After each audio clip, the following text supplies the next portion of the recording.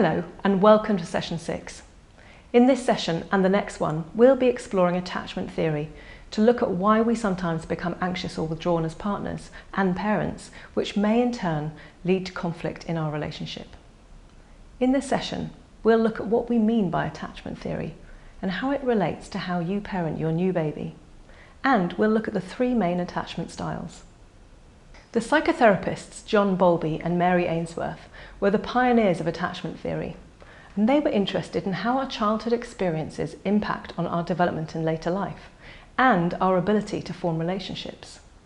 They noticed that the security of an infant's surroundings and their primary caregiver's ability to comfort them was influential in determining how a child's relationship security would later develop. Attachment theory proposes that babies and children instinctively attach to carers for their own survival. The more secure an infant feels at this early stage, the more confident and curious they will be as they start to crawl, explore, and talk, and eventually develop a relationship with the world around them. In the past, the view on attachment was rather narrow and emphasised just 2 people, the mother as the primary caregiver and the child. There is increasing support now for the notion that whilst the first 1,000 days of a child's life are incredibly important, and the bond between mother and child is hugely significant, attachment relationships between the child, both parents, and other family members are dynamic, and many couples are now sharing the role of caregiver equally. Many dads are staying at home with their baby, while mums are returning to work. Whatever the configuration of your family, loving attachments and being highly attuned to the needs of your baby and each other is incredibly important. Attachment theory suggests that there are 3 predominant attachment styles. A. Avoidant, B. Secure, and C. Anxious. Let's talk through each in turn. A is avoidant. A child with this style has experienced a caregiver who has not been responsive enough to their needs, and the child has therefore developed a strategy to become self-sufficient and hold their caregiver at arm's length. In adults, this might look like a person desiring a high level of independence who seems to be self-sufficient and not needing close relationships. They might suppress their feelings and deal with conflict by distancing themselves from their partners. B is secure. Parents who consistently respond to their child's needs will create securely attached children. In adulthood, this leads to a person who is comfortable with closeness without being fearful of being too close.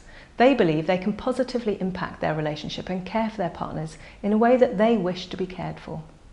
C is anxious.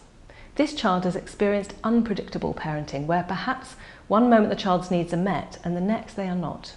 This child's strategy is therefore often one of high anxiety, possibly switching between anger and helplessness. In adulthood, this person often seeks high levels of approval and intimacy from their partner, sometimes becoming overly dependent. It's really important to say that none of us fit into a neat category, and some have criticised attachment theory for being narrow, focused on a Western view of parenting, and maybe not culturally sensitive enough. That said, attachment theory continues to provide us with some very important ideas, and there is compelling research to show that across a variety of cultures, secure attachment is the most desirable and prevalent attachment style. A contemporary understanding of attachment includes the recognition that attachment patterns are not fixed, but rather change throughout our lives. We can become more secure or earn attachment through loving, caring partnerships and other positive relationships with friends, peers, or even in therapy. Being responsive, available and attentive to your baby and the child's needs will give them the best chance of being secure in childhood and as an adult. If you're interested in learning more about attachment theory, then do watch Pam's course on attachment styles in this app. In this session, we've looked at what we mean by attachment theory and what the 3 main attachment styles are. In the next session, we'll explore how you and your partner's attachment styles can create unhelpful dynamics in your couple, and we'll provide an exercise so you can consider what to do about it.